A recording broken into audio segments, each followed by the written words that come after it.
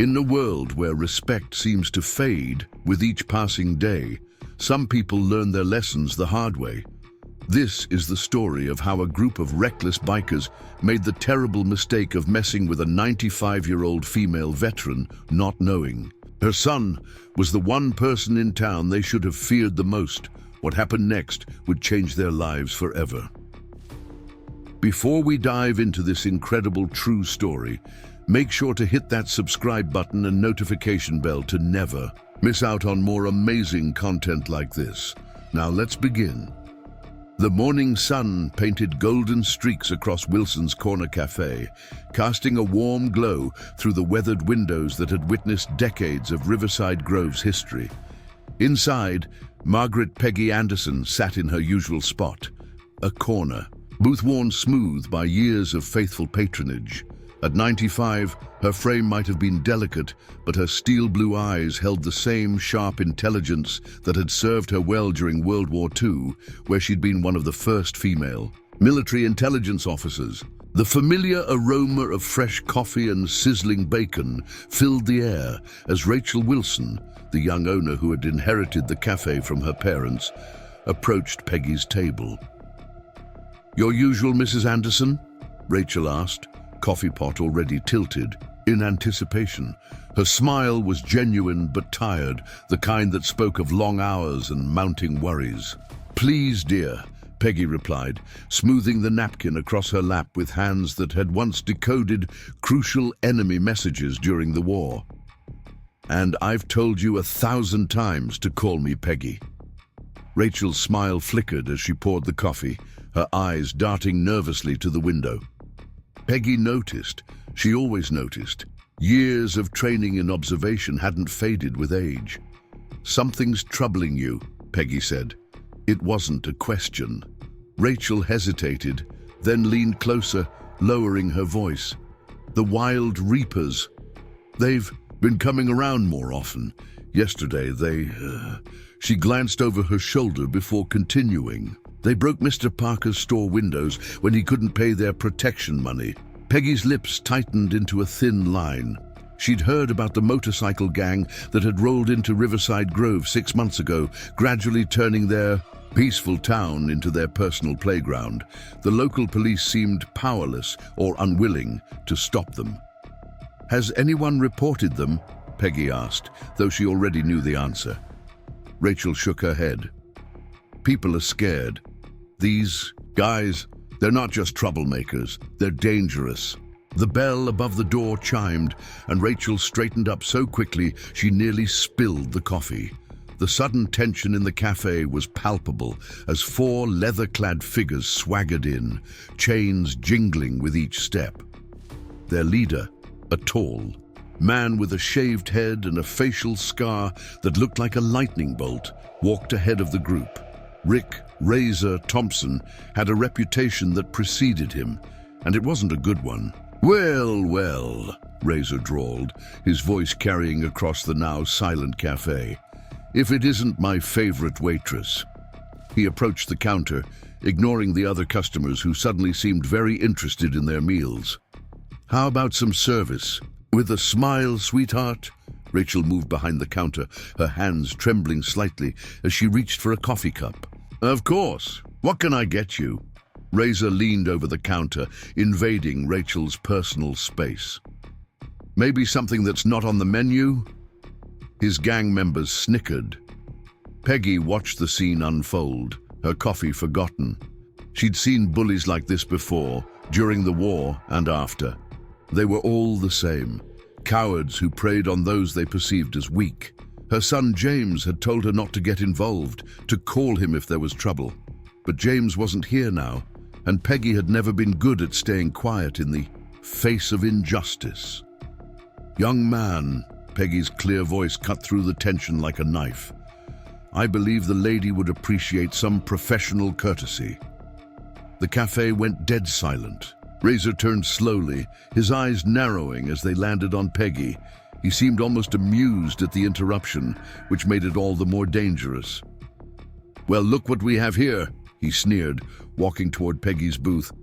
"Grandma wants to teach me some manners." Peggy met his gaze steadily, unimpressed. Someone clearly should have, a long time ago. Razor's amusement vanished, replaced by something darker. His gang members spread out, blocking the view from the windows. Rachel stood, frozen behind the counter, her face pale. "You know," Razor said, placing both hands on Peggy's table and leaning down, "in my experience, people who stick their noses where they don't belong tend to get hurt." Peggy didn't flinch. She'd stared down Nazi officers during interrogations. This tattooed bully didn't even register on her scale of intimidating encounters. "And in my experience," she replied calmly, "men who threaten elderly women tend to be compensating for something." The sound of Razor's palm slamming against the table made several customers jump. "You've got a mouth on you, old lady," he growled. "Someone ought to teach you some respect." "Respect?" Peggy's voice was sharp as a razor. "You wouldn't know respect if it wore a uniform and saluted you." What happened next seemed to unfold in slow motion. Razor's face contorted with rage, and his right hand shot out, catching Peggy across the face with enough force to knock her sideways in the booth. Rachel screamed, and several customers stood up, but no one dared to move. Peggy touched her lip, her fingers coming away with a small spot of blood. She straightened up slowly, her dignity intact, and looked Razor directly in the eye. "My son," she said quietly, "is going to be very interested in this." Razor laughed. "Oh, yeah. And who's your son, Grandma, the local librarian?" Peggy smiled, and there was something in that smile that made Razor's laugh fade slightly. "Why don't you stick around and find out?" But Razor had already lost interest. He turned to his gang, gesturing toward the door. "Let's go, boys. Our coffee's getting cold somewhere else." As they headed for the exit, he called over his shoulder, "Stay in your lane, old lady. Next time you might not be so lucky." The bell chimed again as they left, the rumble of motorcycles soon filling the air outside. Rachel rushed to Peggy's side with a wet cloth and an ice pack, but Peggy waved them away. Instead, she reached into her purse and pulled out her phone, her fingers moving with surprising dexterity as she dialed a number she knew by heart. "James," she said into the phone, her voice steady, "we need to talk." Detective James "Jim" Anderson was in the middle of reviewing case files when his phone rang. The moment he heard his mother's voice, something in his chest tightened. Peggy Anderson had survived World War II, lost her husband to cancer, and raised him alone while working as an intelligence consultant. She never called during work hours, unless something was wrong. 20 minutes later, Jim's unmarked police car screeched to a halt outside Wilson's Corner Café. He was out of the vehicle before the engine fully died, his badge glinting in the morning sun. The café fell silent as he entered, his 6'2" frame filling the doorway. His eyes immediately found his mother, and the sight of the bruise forming on her face made his blood run cold. "Mom," he said, crossing the room in long strides. "Let me see." Peggy tilted her face up, allowing him to examine the injury. "It's nothing, James. I've had worse during training in 43.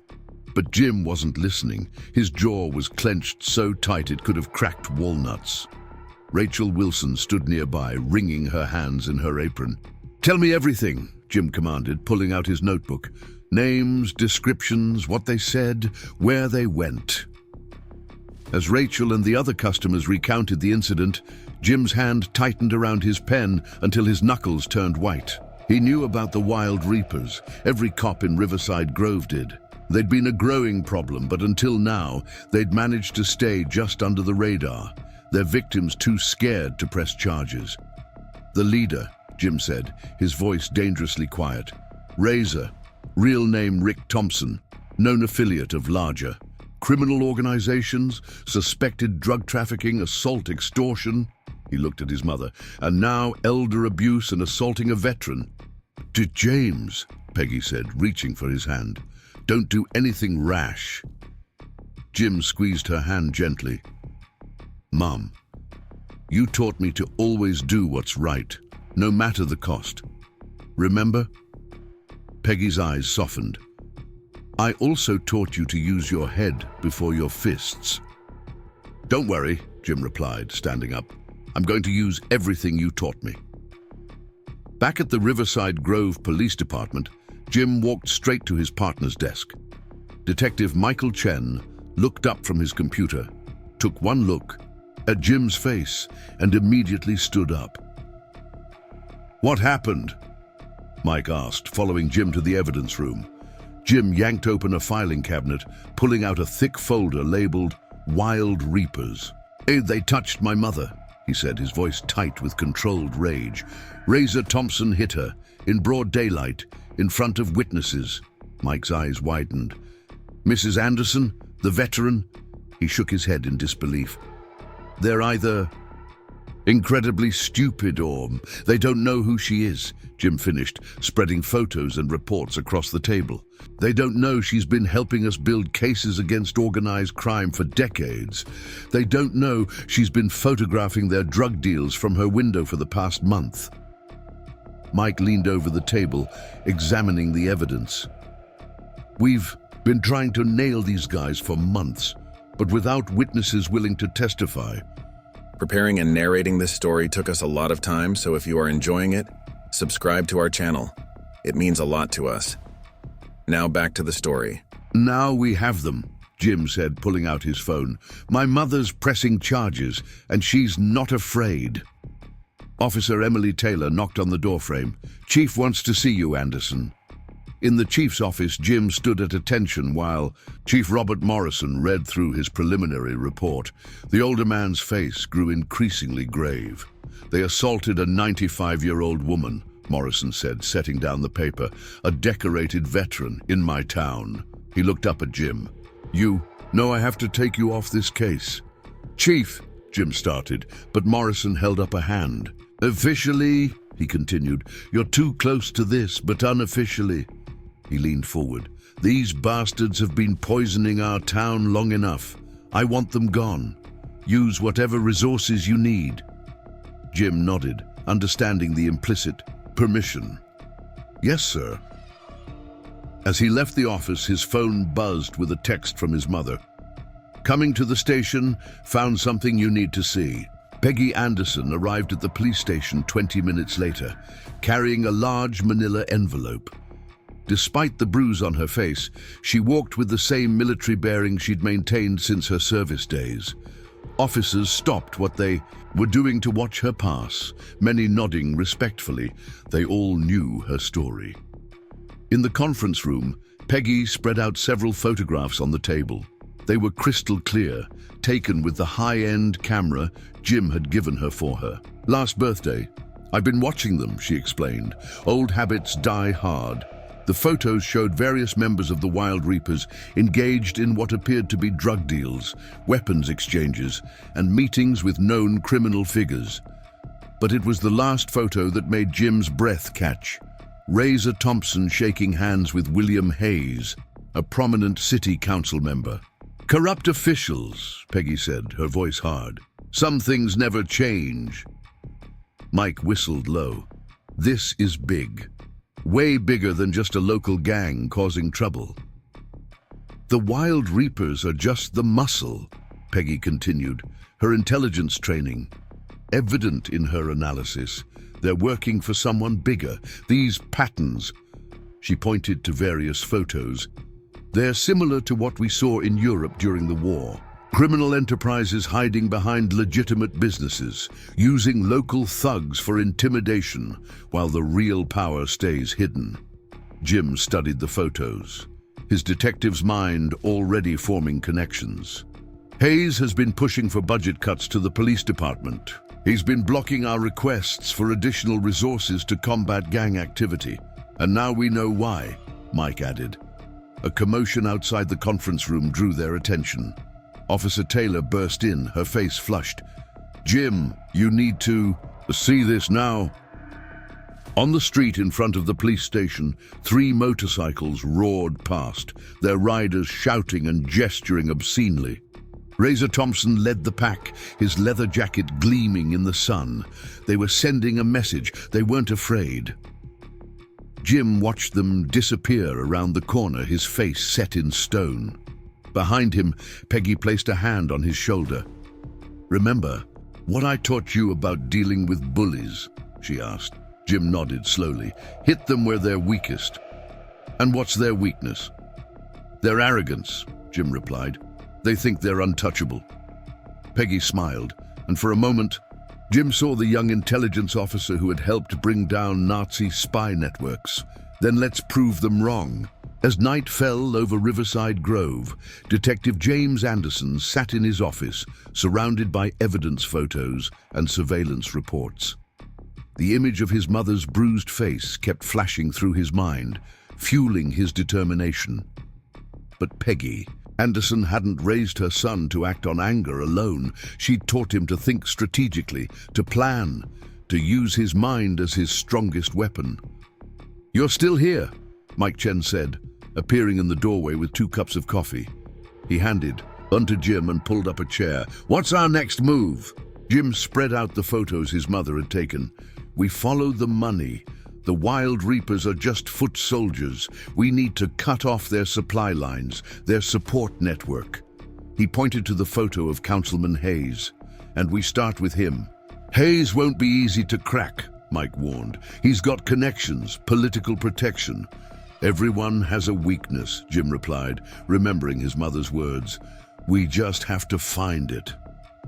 The next morning, Peggy Anderson sat at her usual spot in Wilson's Corner Café. But this time, she wasn't alone. Rachel Wilson had joined her, along with Linda Parker, whose store windows had been smashed. Other business owners gathered around, drawn by Peggy's quiet strength and the promise of action. "They've been bleeding us dry for months," Linda said, her hands wrapped tightly around her coffee cup. "Protection money, threats, vandalism when we can't pay, and the police." Peggy asked, though she already knew the answer. "We filed reports," Rachel added, "but nothing ever happens. It's like they're protected."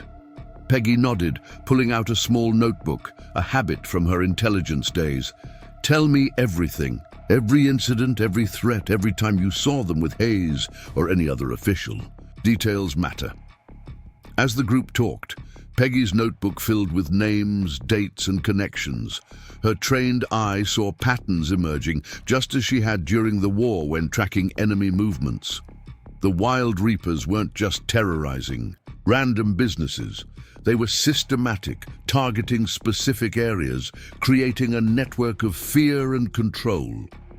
Meanwhile, across town, Jim and Mike were putting their own plan into action. They tracked Kyle "Snake" Martinez, Razor's second-in-command, to a local bar. The man was known for having a loose tongue after a few drinks. Jim sat at the bar, baseball cap pulled low, while Mike positioned himself near the pool tables. They didn't have to wait long. Snake walked in around noon, already looking unsteady. "Another rough night?" the bartender asked, as Snake ordered his usual. "You don't know the half of it," Snake muttered. "Boss is pushing us hard. Says we gotta send a message, show the whole town who's really in charge." Jim's hand tightened around his glass, but he kept his face neutral, listening. "That old lady at the diner," Snake continued, alcohol loosening his tongue. "Boss says we ain't done with her yet. Gonna make an example." Jim's phone buzzed. A text from Officer Emily Taylor. "Movement at the clubhouse, multiple bikes heading out." He looked at Mike, who nodded slightly. They had what they needed. As they left the bar, Jim called his mother. "They're planning something," he said without preamble. "Stay inside." "No," Peggy replied firmly. "I won't hide, James. That's exactly what they want, to make people afraid." "Mom, I survived. Nazi interrogations and Soviet spies." Peggy cut him off. "I'm not afraid of some thugs on motorcycles. Besides," she added, "I've got my own plans in motion." Before Jim could argue, the sound of motorcycles filled the air. 3 bikes roared, past the police station led by Razor himself. But this time, Jim smiled. They'd expected this, the intimidation, the show of force. What the Wild Reapers didn't know was that every move they made was being recorded, photographed, and documented. Officer Taylor's voice crackled over the radio. "Subjects heading east on Main Street, all units in position. Remember," Jim broadcast to his team, "we wait. Let them make the first move." The Wild Reapers pulled up outside Wilson's Corner Café, their engines drowning out the lunchtime chatter inside. Razor dismounted first, adjusting his leather jacket with a smirk. "Time to remind these people who runs this town," he announced to his crew. But when they pushed open the cafe door, they found something unexpected. Peggy Anderson sat at her usual booth, but she wasn't alone. The cafe was filled with business owners, all watching the bikers with unmistakable defiance. And on the counter, clearly visible, was a laptop displaying security camera footage of Hayes accepting an envelope from Razor the previous week. "Welcome, gentlemen," Peggy said calmly. "We were just discussing your business practices." Razor's face darkened. "You're playing a dangerous game, old woman." "No," Peggy replied, standing slowly. "I'm not playing at all. This isn't a game. It's justice, and it's coming for you whether you're ready or not."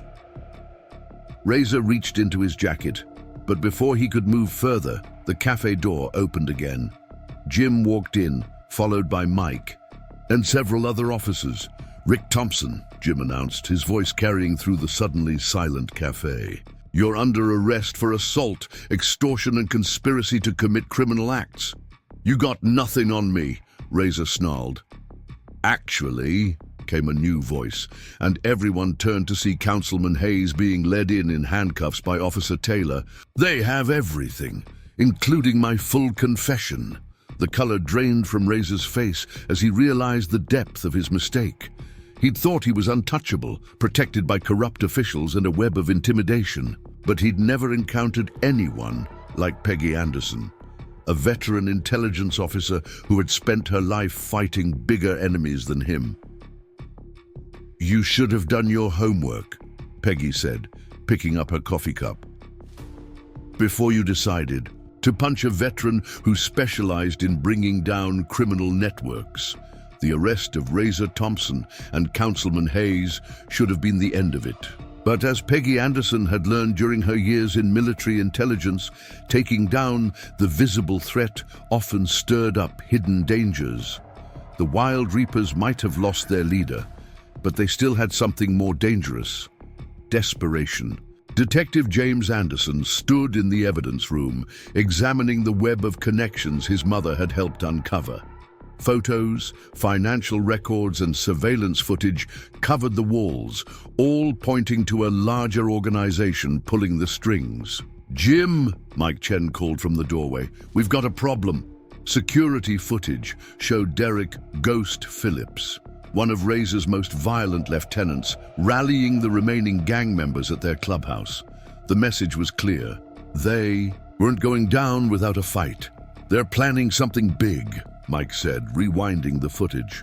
"Ghost keeps talking about sending a message that no one will forget." Jim's phone buzzed, a text from Rachel Wilson.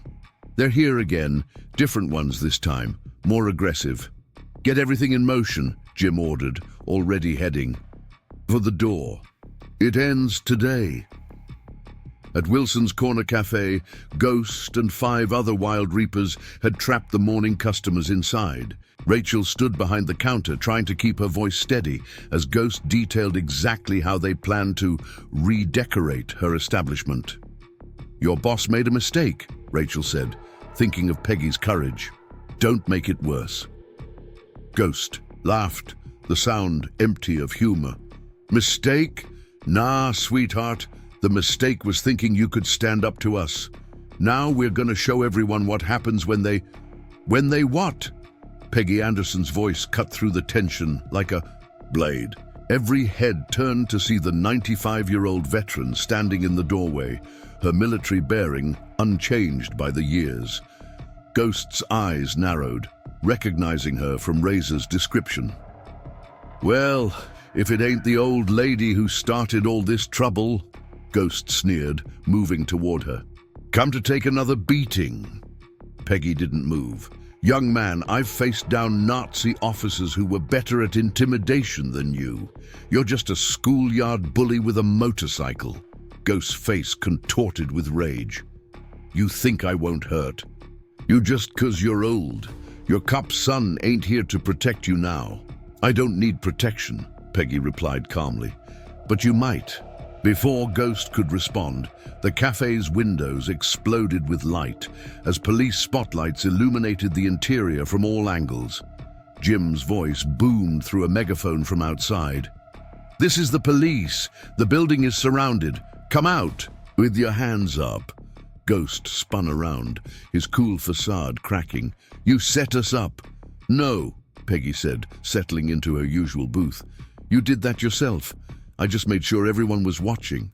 She pulled out her phone, showing the live stream that had been broadcasting everything since the moment the bikers entered.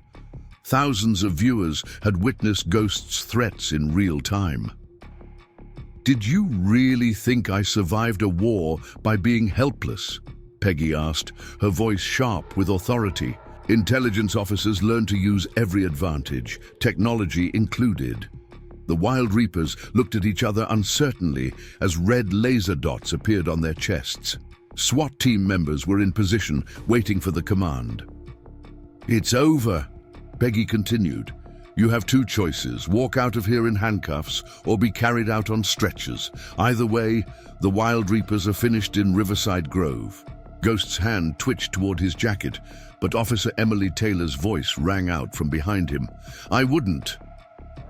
She had slipped in through the kitchen during the confusion, her weapon trained on Ghost's back.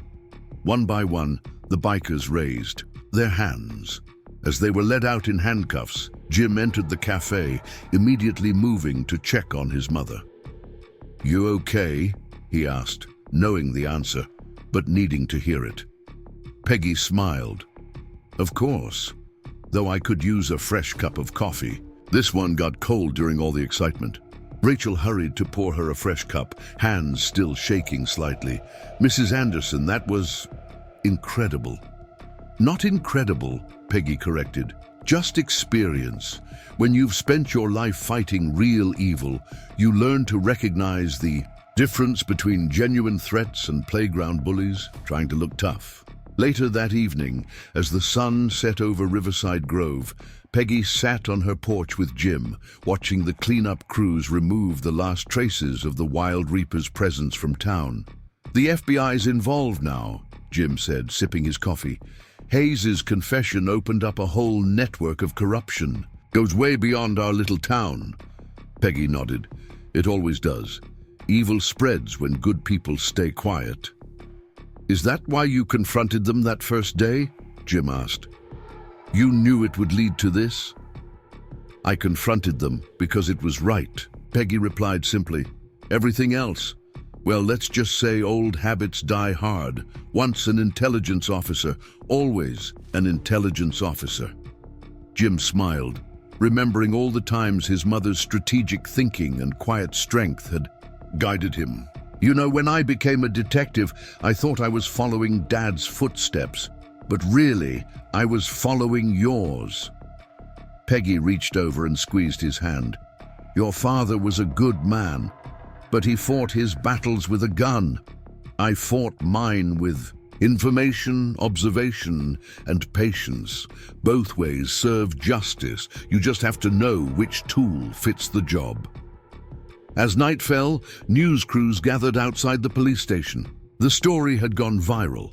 A 95-year-old female veteran using her military intelligence training to help bring down a violent biker gang and expose political corruption. But Peggy wasn't interested in fame.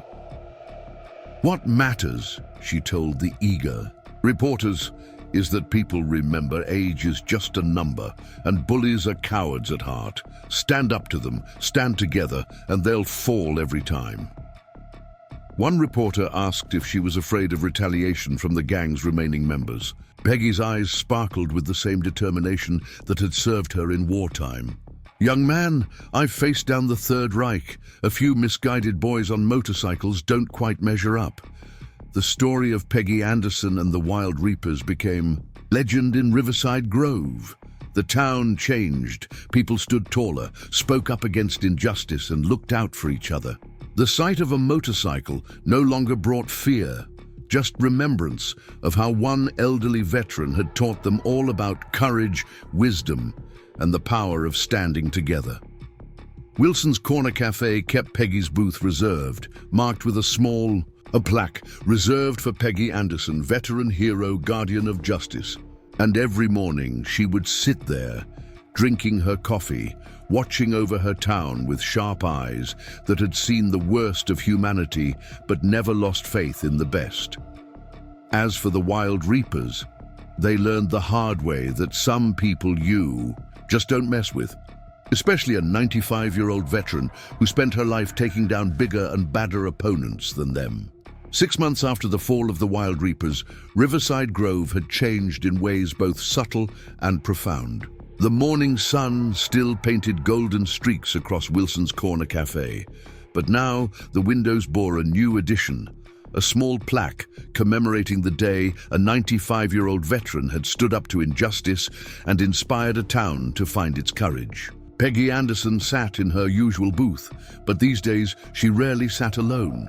Today, she was surrounded by a group of elderly veterans from the local retirement community, all eager to learn from her experience. The key isn't physical strength, Peggy explained, stirring her coffee.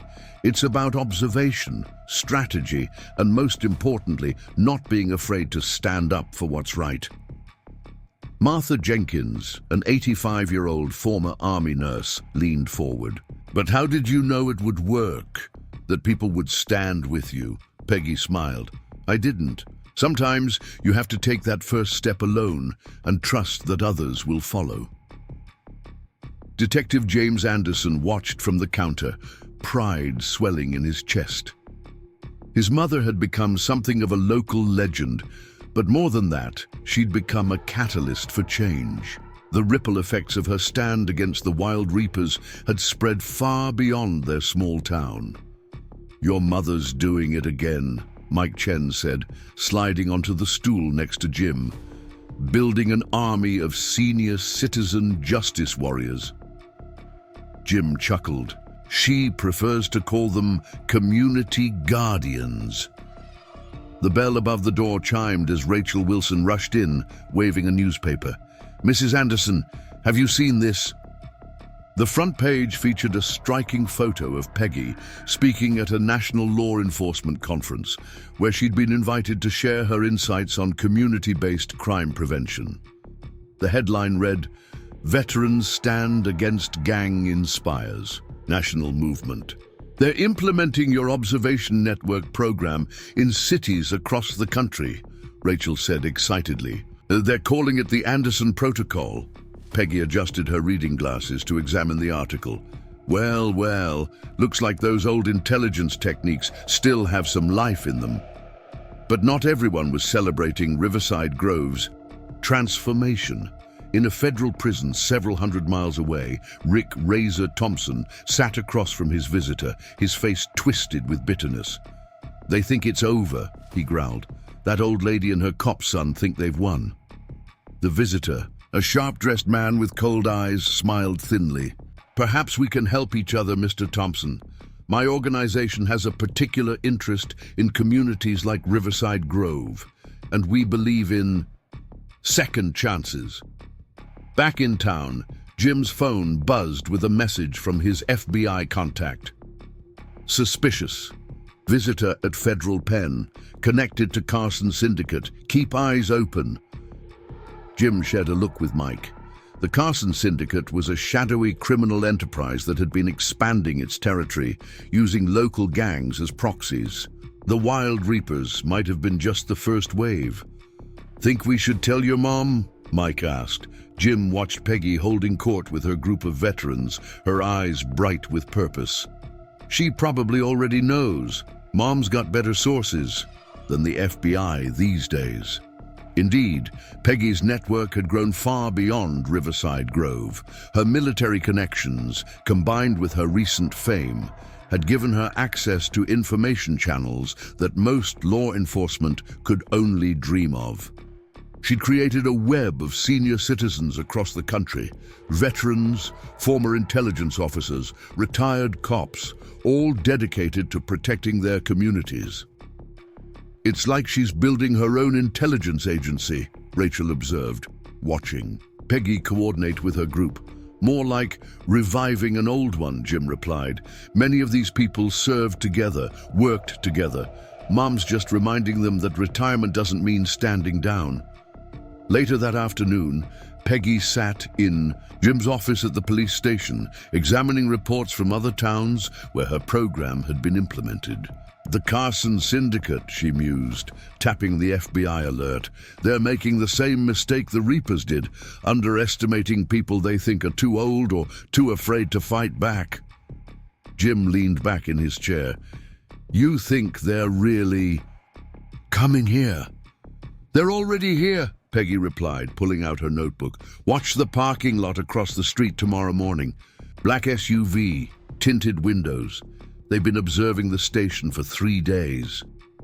"How did you—" "Mrs. Henderson at the flower shop keeps track of every vehicle that parks there. Mr. Liu at the dry cleaners photographs any suspicious cars. The coffee cart vendor records conversations he overhears." Peggy smiled. "When you've got an entire town working as your eyes and ears, very little slips through the cracks." Jim shook his head in amazement. His mother hadn't just helped take down a gang. She'd created a new model of community policing, one that turned everyday citizens, especially seniors, into a sophisticated intelligence network. "The Carson Syndicate thinks they can just move in and pick up where the Reapers left off," Peggy continued. "But they don't understand what they're walking into. This isn't just a town anymore, it's a fortress."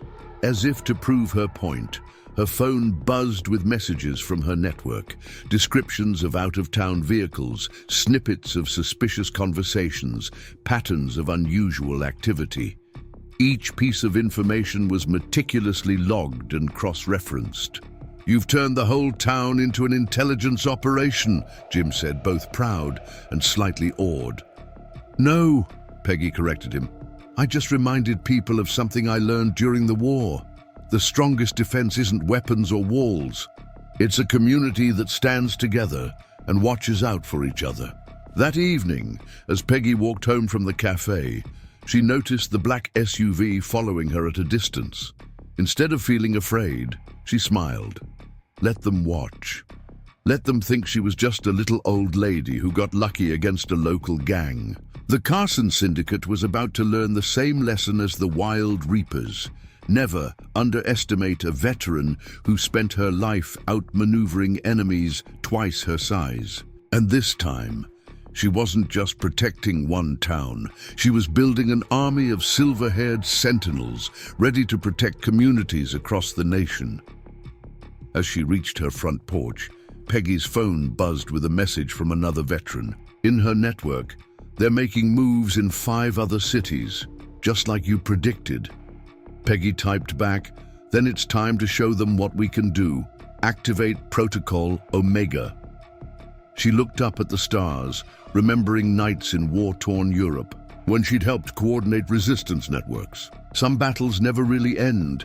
They just wait for the next generation to fight them. But this time, she wasn't just fighting for victory. She was fighting to show the world that age wasn't a weakness, and that sometimes the most powerful weapon wasn't a gun or a badge, but the wisdom to know how to use knowledge as power. The morning dawned cold and sharp over Riverside Grove, but Peggy Anderson was already awake, studying reports from her expanding network of senior citizens across the country. Protocol Omega wasn't just a defensive strategy. It was the culmination of everything she'd learned about fighting organized crime, both during the war and in the months since the Wild Reapers incident. "They're moving faster than we expected," Martha Jenkins said, spreading out a map marked with red pins indicating Carson's syndicate activity. The retired army nurse had become Peggy's right hand in coordinating their senior intelligence network. "That's because they're scared," Peggy replied, adjusting her reading glasses. "They've realized we're not just focused on Riverside Grove anymore. We're in every town they're targeting." Detective James Anderson stood in the doorway of his mother's home office, watching the two women work. What had started as a local stand against a biker gang had evolved into something unprecedented, a nationwide network of senior citizens, using their skills, experience, and invisibility to protect their communities. "Mom," Jim said, holding up his phone, "FBI's confirming movement. The syndicate's sending in heavy hitters." Peggy smiled, the same smile she'd worn when facing down Razor Thompson. "Good. That means they're getting sloppy. Desperate people make mistakes." At Wilson's Corner Café, Rachel Wilson served coffee to what appeared to be a group of ordinary senior citizens. But each person at the counter was a veteran, a former intelligence officer, or a retired law enforcement official. They were Peggy's front line, and they had eyes everywhere. "Black SUV just passed by again," reported Harold Freeman, a 78-year-old, retired NSA analyst.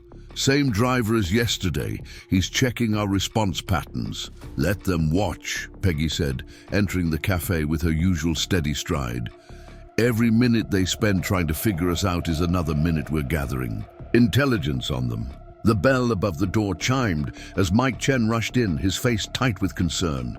"Jim, we've got movement at the old mill, multiple vehicles, heavy security." "They're setting up a base of operations," Peggy observed, seemingly unsurprised. "Just like the intelligence suggested they would." Jim looked at his mother. "You knew they'd choose the mill?" "Of course," Peggy replied. "It's isolated, has multiple escape routes, and most importantly..." She pulled out her tablet, showing a complex network of property records. "It's owned by a shell company connected to Councilman Hayes's old network. The Carson Syndicate always builds on existing corruption." The cafe had gone quiet, every senior citizen present listening intently. These weren't just elderly patrons anymore. They were seasoned veterans and intelligence operators drawn out of retirement by Peggy's call to action. "Remember Budapest?" Martha asked Peggy, a knowing look in her eyes. Peggy nodded. "Similar. He set up. Different players, same game." She turned to address the group. "Ladies and gentlemen, I believe it's time to activate Phase 2. The next few hours saw a flurry of carefully coordinated activity across Riverside Grove. Senior citizens went about their daily routines, but each movement was precisely calculated. They were creating a web, mapping the syndicate's movements, identifying key players, and gathering intelligence. At the police station, Jim and Mike watched in amazement as information poured in from Peggy's network. Mrs. Henderson from the flower shop had photographed license plates.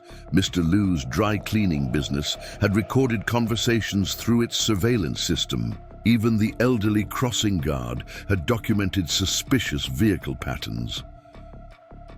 "Your mother's created something incredible," Mike said, studying the incoming data.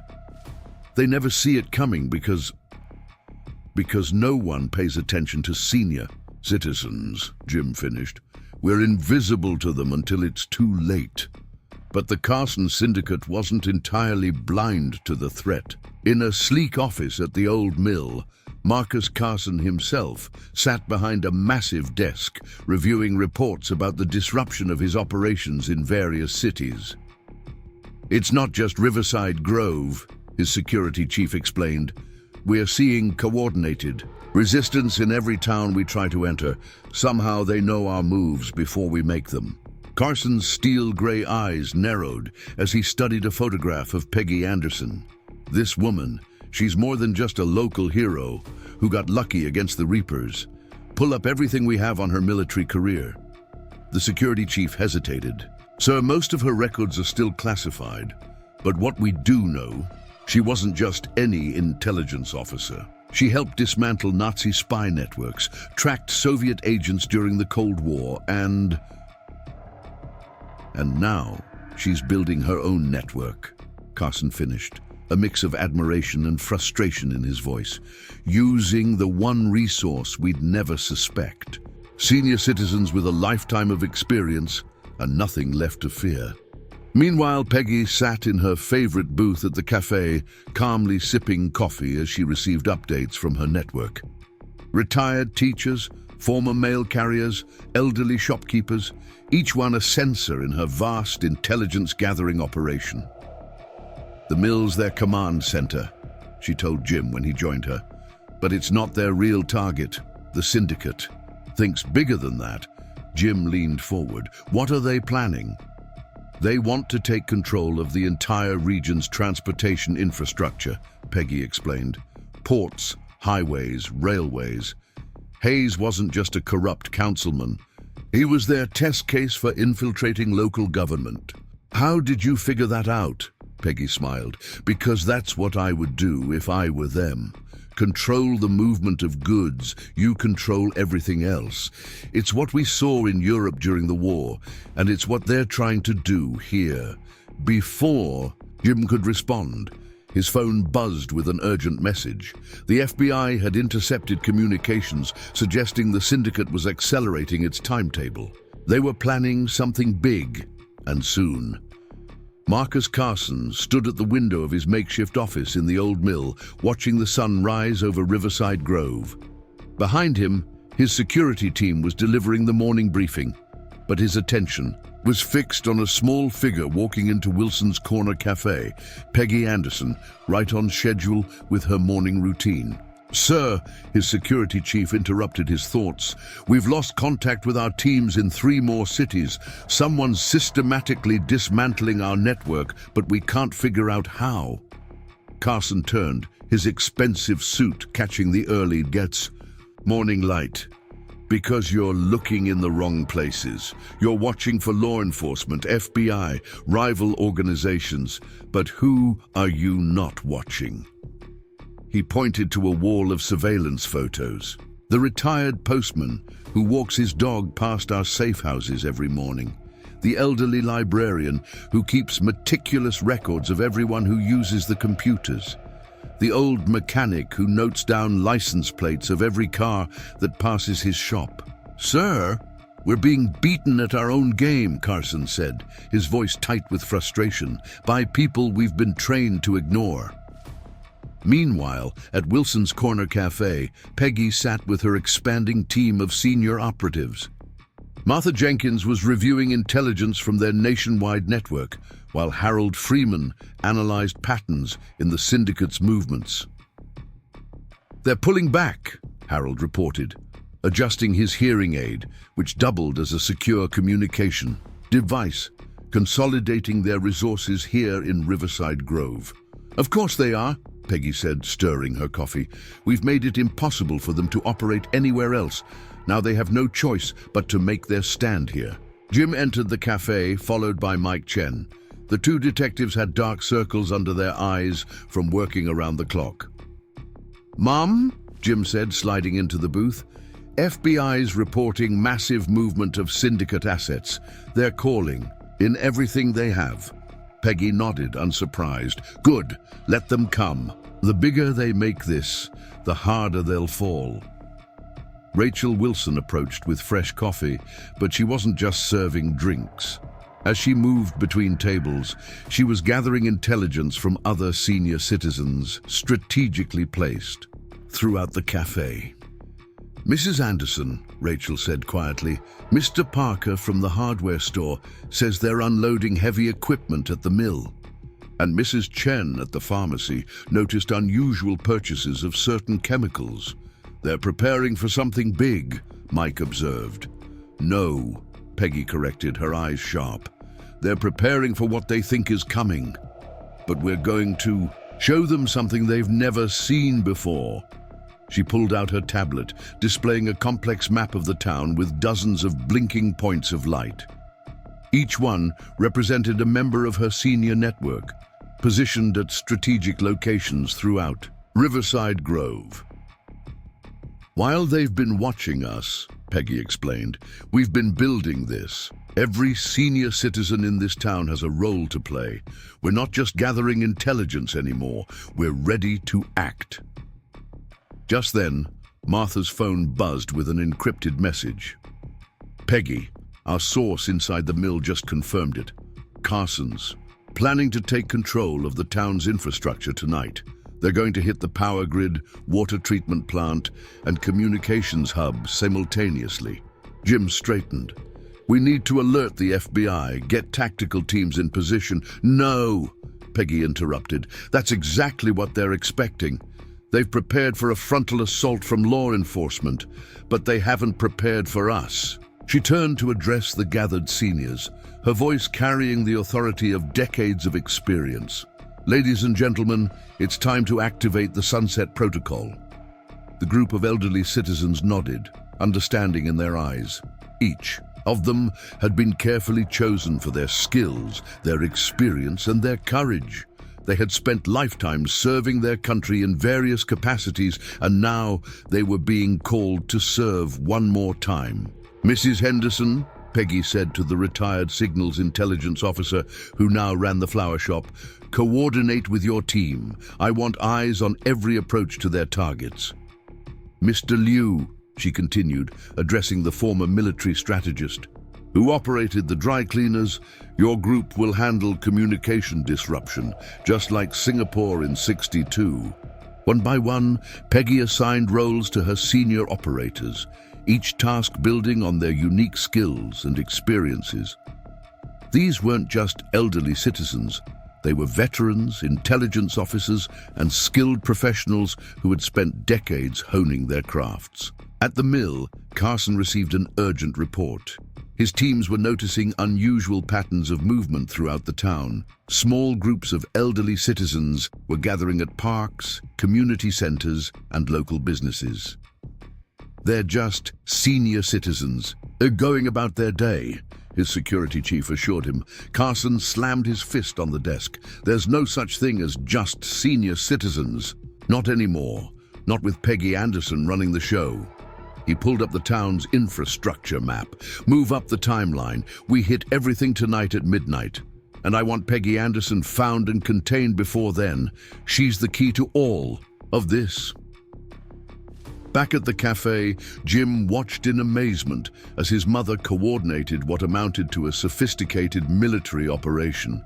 Senior citizens were mobilizing across town, each one moving with purpose and precision. I've never seen anything like this, Mike said quietly. That's the point, Peggy replied. No one has. Because no one ever thought to look at senior citizens as anything but helpless or irrelevant. That was their first mistake. She stood, addressing her team one final time. Tonight, we remind them that wisdom doesn't fade with age and experience. Doesn't retire. The Carson Syndicate thinks they're facing a town of elderly citizens. Instead, they're about to face an army of veterans who've spent lifetimes preparing for exactly this kind of fight. As darkness fell over Riverside Grove, the town seemed unusually quiet. Too quiet, Marcus Carson thought as he watched from his command center in the old mill. His security teams were reporting minimal activity on the streets, just scattered groups of elderly citizens heading to their usual evening gatherings. Status report, Carson demanded, studying the bank of monitors before him. All teams in position, sir, his security chief responded. We're ready to move on the power grid, water treatment plant, and communications hub on your command. Carson nodded, but something was nagging at him. In his 20 years of running criminal enterprises, he'd never faced an opponent quite like Peggy Anderson. She wasn't just fighting back. She was 3 steps ahead, using his own tactics against him. At Wilson's Corner Café, now closed for the night, Peggy sat at her usual booth, surrounded by her core team. The cafe had become their command center, its innocuous appearance perfect cover for what was about to unfold. Mrs. Henderson reports all watchers in position, Martha Jenkins said, monitoring communications through what appeared to be a normal hearing aid. Mr. Liu's team has confirmed the syndicate's positions at all 3 targets. Peggy studied the town map on her tablet, where dozens of green dots represented her network of senior operatives. And our special preparations, all in place, Harold Freeman confirmed, adjusting his glasses, which concealed a sophisticated heads-up display. Just like you planned. Detective James Anderson watched in amazement as his mother coordinated what amounted to a complex military operation. Every senior citizen in her network had a role to play, each one carefully chosen based on their skills and experience. "Mom," Jim said quietly, "are you sure about this? These are trained criminals we're dealing with." Peggy looked up at her.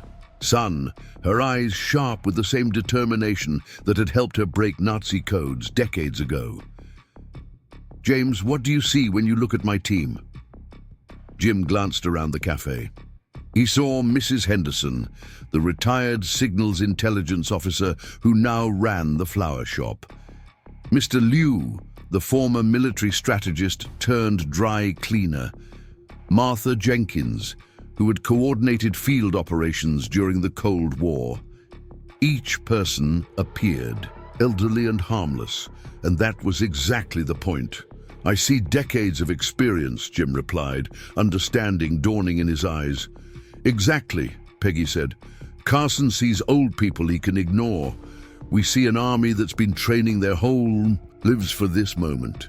At the mill, Carson's security chief burst into the office. "Sir, we have a problem. Our communications are being disrupted." "What do you mean, disrupted?" "Our secure channels are being flooded with bridge game discussions, knitting patterns, bingo numbers." Carson's eyes widened as he realized what was happening. "They're using our own network against us. Check the backup channels." But the backup channels were similarly compromised. Across town, elderly ham radio operators were broadcasting on every frequency, creating a web of interference that made it impossible for the syndicate's teams to coordinate. Meanwhile, Peggy's network was moving into position. Mrs. Henderson's flower delivery van made its usual evening rounds. Except tonight, it was packed with surveillance equipment that could intercept the syndicate's communications. Mr. Liu's dry cleaning truck circled the power grid, appearing to make late deliveries while actually deploying signal jammers. At the water treatment plant, a group of senior citizens had gathered for their regular evening walk. To the syndicate's observation team, they looked like harmless elderly people getting their exercise. In reality, each one was a trained operative, carefully noting security positions and vulnerabilities. "Sir," Carson's security chief reported, "we're seeing increased civilian activity around all our target sites, but it's just old people." Carson slammed his fist on the desk. "There's no such thing as just old people anymore. Don't you understand? Every senior citizen in this town could be one of her operators." He was right. Peggy had turned. The syndicate's greatest advantage, their ability to operate unseen, into their biggest weakness. They couldn't tell which elderly person was a threat because any of them could be. "Commence the operation," Carson ordered. "Now, before they can..." The lights in the mill suddenly went dark. Emergency power kicked in, but the monitors remained dead. What happened? "Power's out across the facility," his security chief reported, "but the town grid is still up." Carson rushed to the window. The town was still lit up, but the mill and all their strategic positions were dark. Somehow, Peggy's team had managed to isolate and cut power only to their locations. "How?" Carson demanded. "How did they know exactly where to hit?" In the cafe, Peggy allowed herself a small smile as reports came in. "Mr. Thompson from the Electrical Workers Union sends his regards," she said. 40 years of experience. Reading power grids finally paid off. The syndicate's carefully planned operation was unraveling.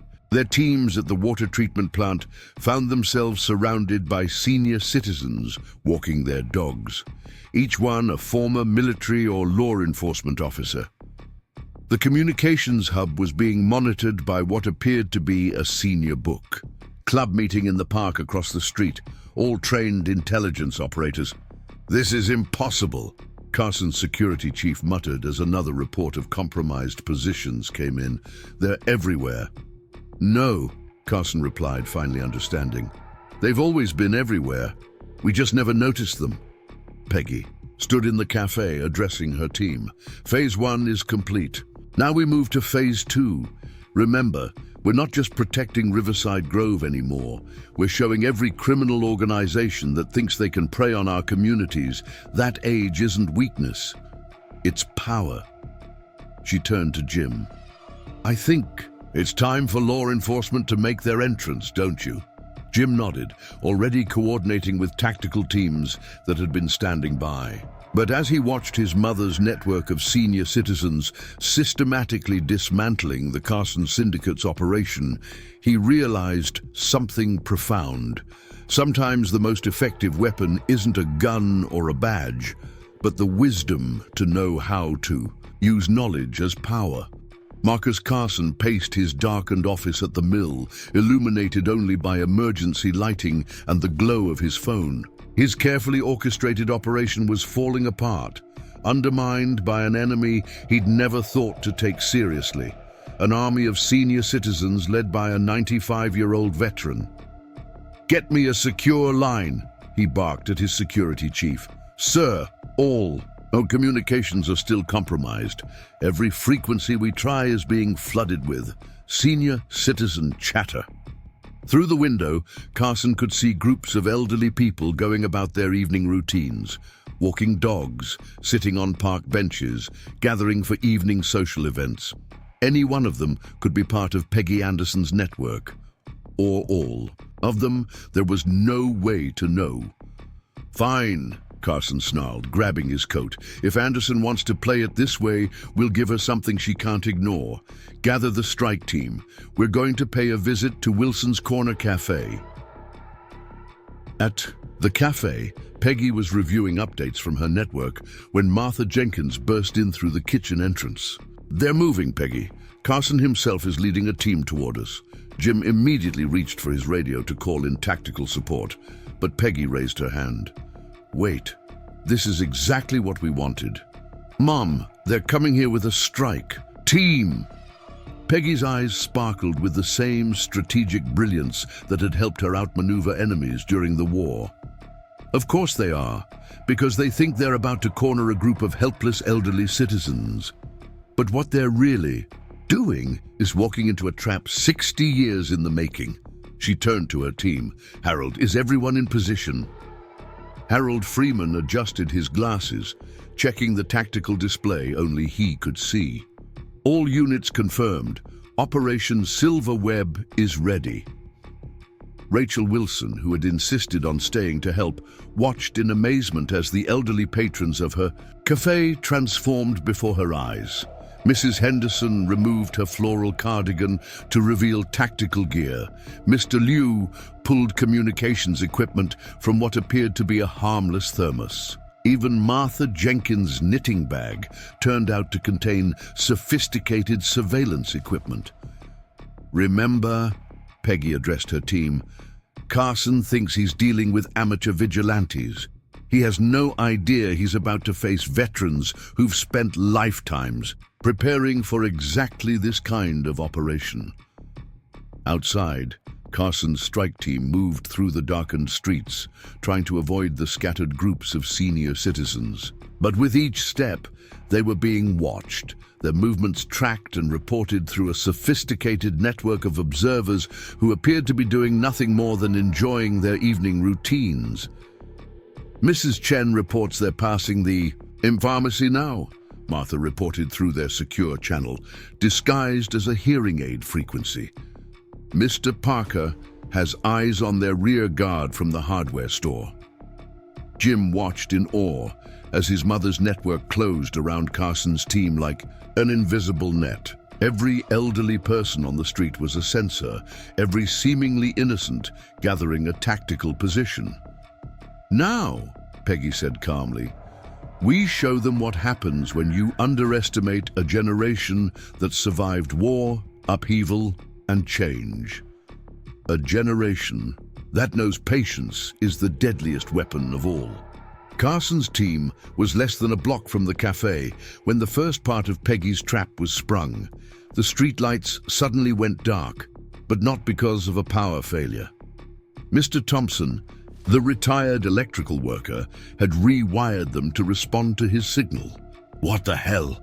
Carson muttered as his team stumbled in the sudden darkness.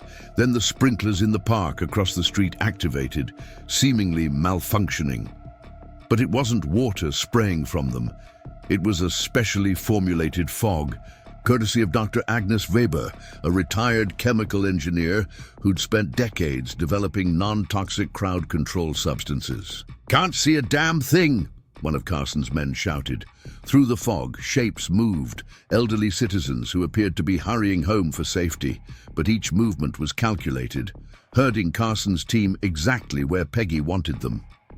"Sir," Carson's security chief grabbed his arm. "Something's wrong. This feels like a military containment operation," Carson finished, finally realizing what they were facing, because that's exactly what it is.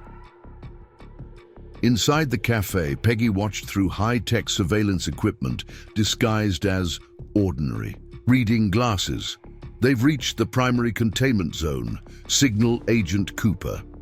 Jessica Cooper, who everyone in town knew as the local reporter, but was actually an undercover FBI agent Peggy had worked with for years, gave the signal. Instantly, what appeared to be random groups of elderly citizens moved with military precision, blocking every escape route. Carson's team found themselves surrounded by senior citizens, but these weren't helpless elderly folks. These were veterans of Korea, Vietnam, and Cold War operations.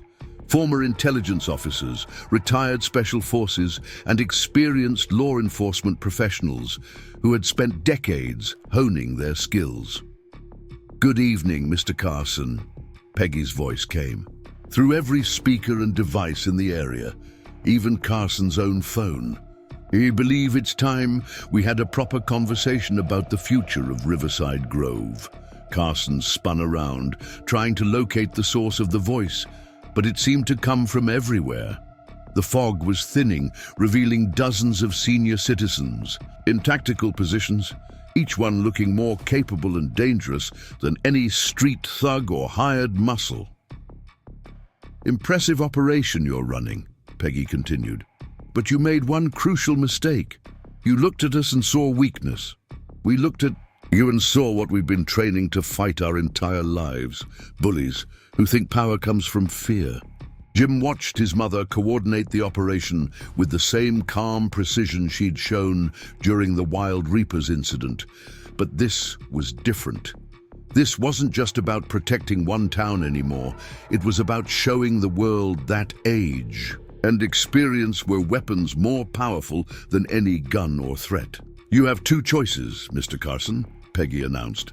"Surrender now to law enforcement, or try to fight your way out through an army of veterans who've spent their lives perfecting the art of warfare. Choose carefully." Marcus Carson stood in the fog-filled street, surrounded by an army of senior citizens who had suddenly transformed from seemingly harmless elderly folks into a precise military operation. His strike team, once confident and intimidating, now looked uncertain as they faced opponents unlike any they'd encountered before. "Last chance, Mr. Carson," Peggy's voice echoed through the night. "Though I should warn you, the last person who underestimated me was a Nazi intelligence officer in 1944. He made the wrong choice too." Carson's mind raced, calculating options. His team was surrounded, their communications were compromised, and every exit route was blocked by veterans who had spent decades perfecting their craft. But he hadn't built his criminal empire by giving up easily.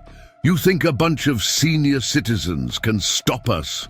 Carson called out, trying to sound more confident than he felt. "We're professionals." A soft chuckle came from somewhere in the fog. "Professional criminals," Peggy's voice replied. "We're professional warriors. There's a difference." As if to demonstrate her point, the fog suddenly shifted. Through the clearing patches, Carson could see his situation more clearly, and it was worse than he'd imagined. Every position of tactical advantage was occupied by a senior citizen with military bearing. Mrs. Henderson, the seemingly harmless florist, held a sniper position with the steady hands of someone who'd been a marksman for decades. Mr. Liu, the quiet dry cleaner, had his team deployed in a perfect containment formation. "Harold," Peggy's voice came through the senior network's communications. "Show them what a retired NSA analyst can do with modern technology." Suddenly, every phone and device carried by Carson's team lit up with their complete criminal histories, financial records, and personal information. Harold Freeman had spent the last few hours hacking their secure databases, using skills he'd honed over 40 years in intelligence work. "Impossible," Carson's security chief muttered. "Our systems are state-of-the-art." "And who do you think designed those systems?" Harold's voice replied. "The same generation you're facing now. We didn't forget our skills just because we retired." Inside Wilson's corner cafe, Jim watched his mother coordinate the operation with the same calm precision she'd shown during wartime. Rachel Wilson stood beside him, finally understanding why her cafe had become the favorite gathering spot for so many elderly veterans. "They've been planning this for months, haven't they?" Rachel asked. "Years," Jim corrected. "Ever since the Wild Reapers incident, Mum's been building this network. Every senior citizen who could contribute, every veteran with valuable skills. She brought them all together, waiting for the moment someone like Carson would try to take over." Outside, Carson made his decision. With a sharp hand signal, he ordered his team to prepare for a fighting retreat. But before they could move, Martha Jenkins' voice cut through the night. "I wouldn't do that, Mr. Carson. The Army Corps of Engineers taught me a lot about urban terrain modification. Those manhole covers your men are standing on? They're not as stable as they look." Carson looked down, suddenly realizing that his team had been subtly maneuvered into exactly the positions Peggy's network wanted them in. Every escape route, every tactical position, it had all been prepared in advance. "Now," Peggy announced, stepping out of the cafe's entrance. Despite her 95 years, she stood straight and confident, every inch the intelligence officer who had helped win a world war. "Shall we discuss terms of surrender, or would you like a demonstration of what happens when you corner veterans who've spent lifetimes preparing for moments like this?" As if to emphasize her point, more senior citizens emerged from the fog. Each one moved with military precision, their age forgotten in the fluid grace of trained operators. These weren't elderly citizens anymore. They were warriors who had traded battlefield uniforms for civilian clothes, but had never lost their skills or courage. Carson looked at his team, saw the realization in their eyes. They weren't just facing old people. They were facing decades of combined military and intelligence experience, all focused on one goal: protecting their community. "Even if you take us down," Carson tried one last bluff, "there are others. The syndicate is bigger than you know." Peggy smiled, the same smile she'd worn when facing down Razor Thompson. "Oh, we know exactly how big the syndicate is, Mr. Carson. While you were focused on Riverside Grove, our network has been quietly dismantling your operations across the country. Did you really think we were just a local phenomenon?" She pulled out her tablet, showing Carson live feeds from other cities where similar networks of senior citizens were coordinating with law enforcement. The Carson Syndicate wasn't just facing defeat in one small town, it was being systematically dismantled by an army of elderly veterans nationwide. You see, Peggy continued, when you punched a 95-year-old veteran, you didn't just make one enemy. You reminded an entire generation that we still have a duty to protect our communities. And unlike you, Mr. Carson, we know how to win wars. Jim stepped forward, handcuffs ready. Marcus Carson, you're under arrest. You have the right to remain silent. As Carson and his team were taken into custody, the fog began to clear. The street filled with red and blue lights as police vehicles arrived. But the real victory belonged to the senior citizens who had orchestrated the entire operation. Mrs. Anderson, Rachel said, bringing Peggy her usual cup of coffee, you've turned my café into a command center for an army of elderly vigilantes. Peggy took the coffee with a smile. Not vigilantes, dear. Veterans. There's a difference. We don't fight for revenge or power. We fight to protect what matters, and we never forget our training. 2 months after the fall of the Carson Syndicate, Wilson's Corner Café was busier than ever. Not just with its regular customers, but with reporters, law enforcement officials, and senior citizens from across the country, all eager to learn from the woman who had transformed a local stand against injustice into a nationwide movement. Peggy Anderson sat in her usual booth, now marked with a small bronze plaque that read, "Reserved for the Commander," though she insisted on everyone still calling her Peggy. Before her was a stack of newspapers, each highlighting different aspects of what the media had dubbed the Silver Sentinel Revolution. Mom, Jim said, sliding into the booth across from her with fresh coffee. FBI wants to consult with you about implementing your network model in other cities.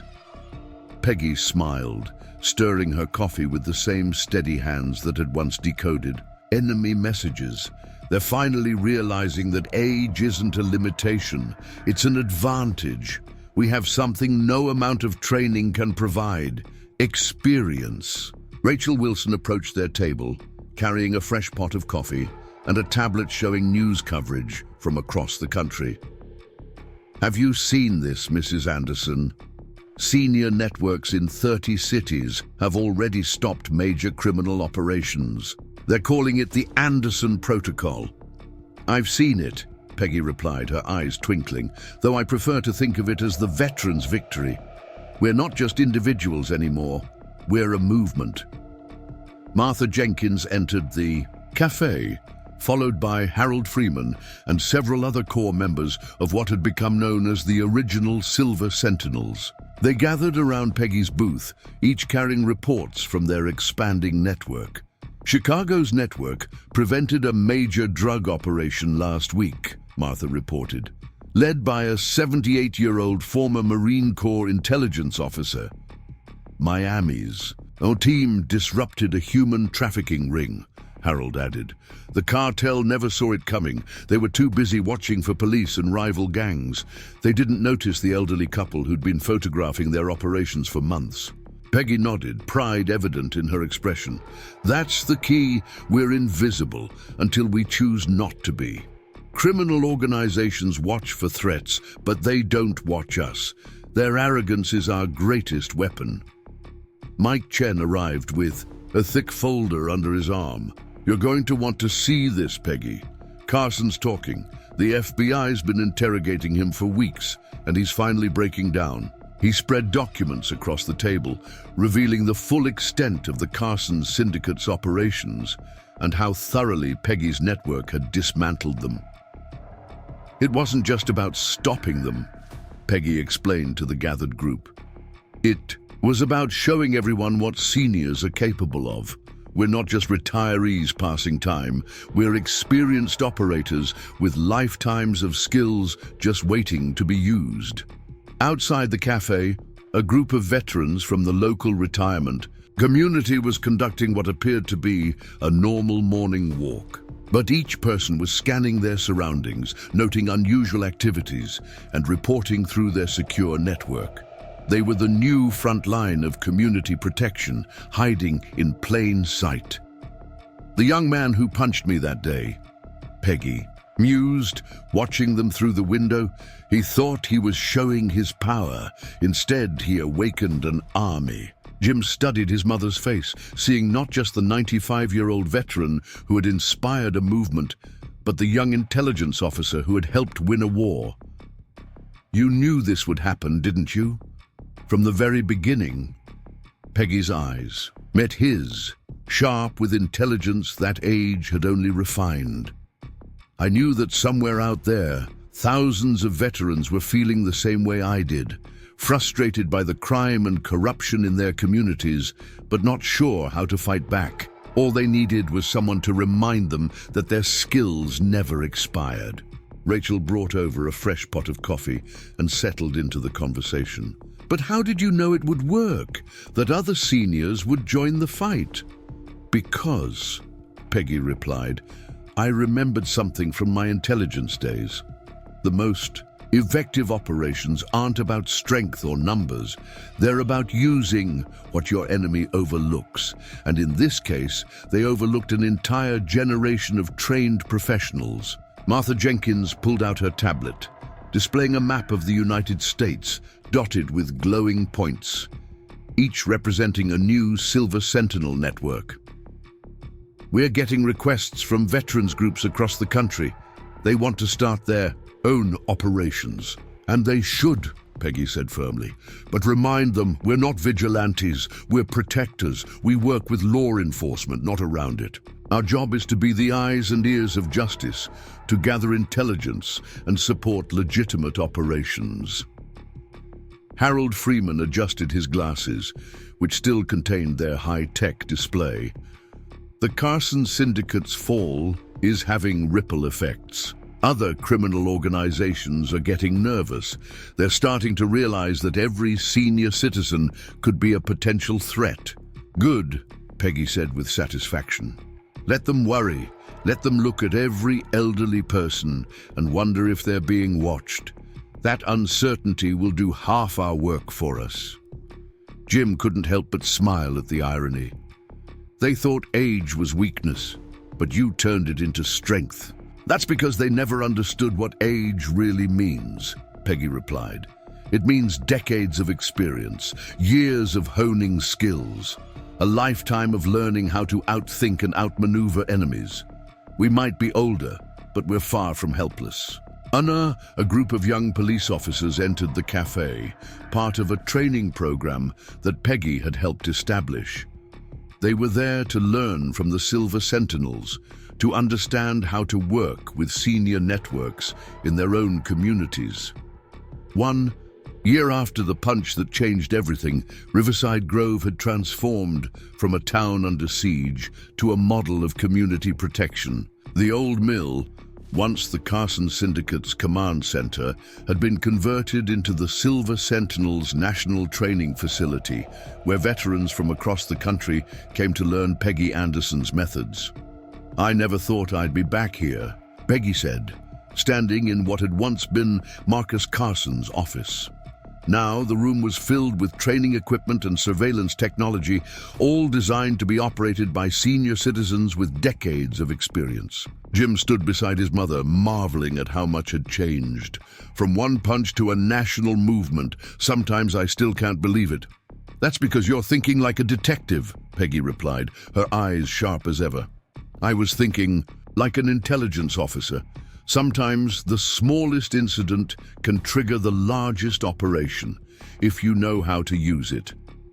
The facility buzzed with activity as another training session began. Veterans in their 60s, 70s, and 80s gathered to learn how to protect their communities using skills they'd honed over lifetimes of service. Martha Jenkins, now the head of training, was conducting a session on surveillance techniques. Remember, she told her class, our age is our greatest asset. Nobody suspects the elderly couple taking photos in the park or the retired teacher who remembers every face she sees. In another room, Harold Freeman taught cyber surveillance, showing how decades of intelligence experience could be applied to modern technology. We may not have grown up with these tools, he explained to his eager students, but we grew up learning how to adapt and overcome. That's what makes us dangerous. Rachel Wilson had expanded her cafe into a chain of safe houses across the country, each one serving as a command center for local Silver Sentinel networks. Who would suspect a small-town diner? She said proudly. That's exactly what makes it perfect. Peggy walked through the facility, stopping to observe each class. Former military officers, intelligence operatives, and law enforcement veterans were all learning to use their experience in new ways. But more importantly, they were learning to work together, creating an invisible network of protection that criminals couldn't fight because they couldn't see it. Mrs. Anderson, a young FBI agent, approached her. The director wants to know if you'll consider expanding the program to work with our field offices. Tell him what I always say, Peggy replied with a smile. We're already there. He just hasn't noticed us yet. That evening, Peggy held a special ceremony at Wilson's Corner Café. Veterans from across the country gathered to celebrate the first anniversary of the Silver Sentinel movement. The cafe's walls were now covered with newspaper articles, photographs, and commendations, a testament to how one moment of defiance had sparked a revolution. 1 year ago, Peggy addressed the crowd, a young man thought he could intimidate an old woman. He didn't realize he was attacking not just me, but everything we veterans stand for. His mistake wasn't hitting me, it was reminding us that we still had a duty to protect our communities. She raised her coffee cup, her hand steady as it had been in wartime. To all the Silver Sentinels, past, present, and future. We may be retired, but we never stop serving. The room erupted in applause, coffee cups raised in salute. These weren't just elderly citizens anymore. They were an army of experience, wisdom, and determination. Jim watched from the counter, remembering how it all began. A single punch thrown by someone who thought age meant weakness. Instead, it had awakened a force that no criminal organization could fight. Because how do you fight an enemy that looks like everyone's grandmother or grandfather? You know what the best part is? Mike Chen said, joining him. Crime rates are dropping everywhere the Silver Sentinels operate. Not because of confrontation, but because criminals can't function when they realize every senior citizen might be watching them.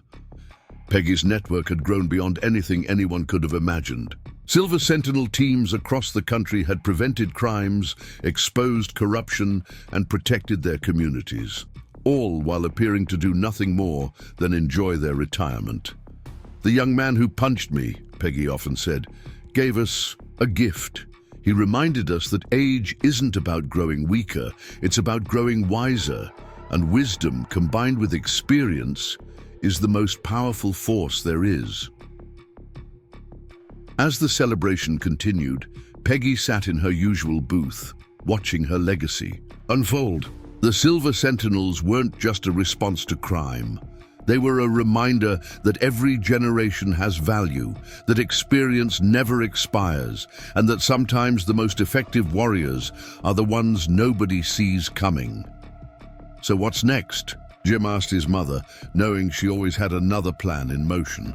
Peggy's eyes twinkled with the same determination that had helped her break Nazi codes and outmaneuver Soviet spies. Next, we keep building, we keep teaching, and we keep reminding the world that the biggest mistake anyone can make is underestimating people because of their age. She looked around at her network of senior operators, each one a testament to the power of experience over brute force. After all, she said with a smile, we've got something no amount of money or muscle can buy. We've got time, wisdom, and the patience to use both. The Silver Sentinels had become more than just a movement. They were a revolution in community protection, a reminder that true strength comes not from power, but from wisdom, experience, and the courage to stand up for what's right. And it all started because someone made the mistake of punching a 95-year-old veteran. Liked this incredible story of courage, wisdom, and standing up for what's right. You won't want to miss our next two amazing true stories coming right up on your screen. Click now to discover more tales of ordinary people doing extraordinary things. Don't forget to like, subscribe, and hit that notification bell to never miss another inspiring story of triumph against all odds.